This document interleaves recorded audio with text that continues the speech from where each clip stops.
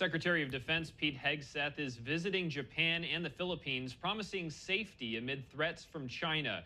Joining me to discuss is Thomas Barnett, author of America's New Map and senior business strategist at Throughline. Thomas, thank you so much for joining us here. Now, Secretary Pete Hegseth is visiting U.S. allies in the Indo-Pacific. Here he is yesterday in Hawaii, reassuring U.S. support in the region.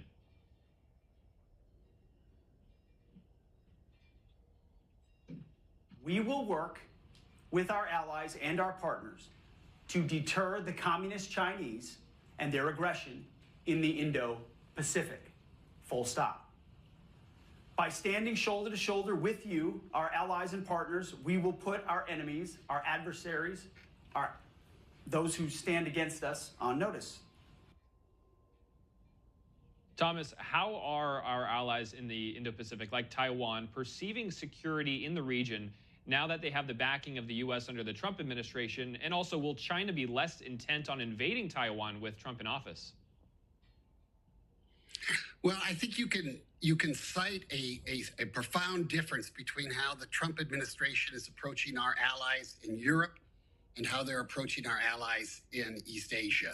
You know, several weeks back, Hegseth was in Munich delivering a scolding to most of our allies and delivering all sorts of positive imagery in the direction of our longtime enemy, the Russians.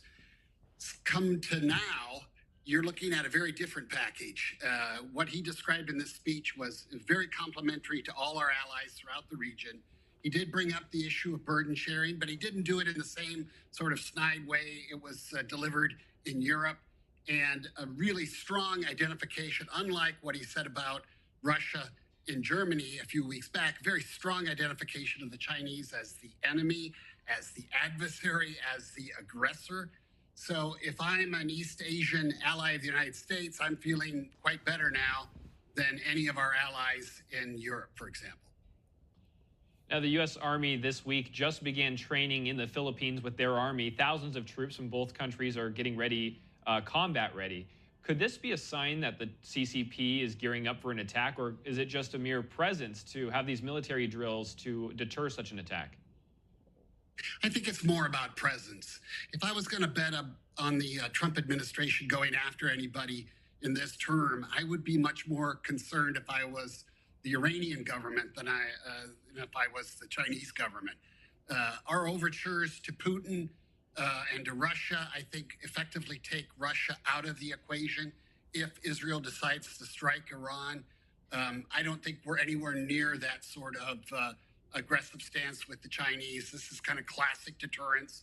And I think we're comfortable being the seller of weapons throughout the region. Hegseth mentioned foreign military sales. He mentioned the F-47 and very distinctly tied it to the Chinese threat. So there's a lot of clear signaling that we're in it for the long haul vis-a-vis the Chinese. And with the relaxation with the Russians, I'd be much more concerned if I was the Iranian government. And now a Chinese national was just sentenced for transporting illegal immigrants from Saipan to Guam. Now, these were Chinese nationals, and most of them were found near sensitive military sites. What's the strategic importance of Guam? What makes it a target for U.S. adversaries? Well, it's like a floating carrier. You know, it's a huge base that allows us to reach with our aircraft and our weaponry and our depots of supply and whatnot.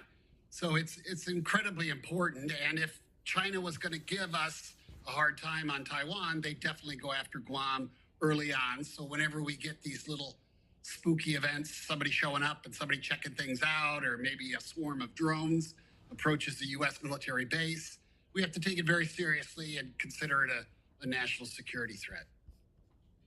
All right. Thomas Barnett, thank you so much for sharing your insights with us here today. Really appreciate it. Thank you.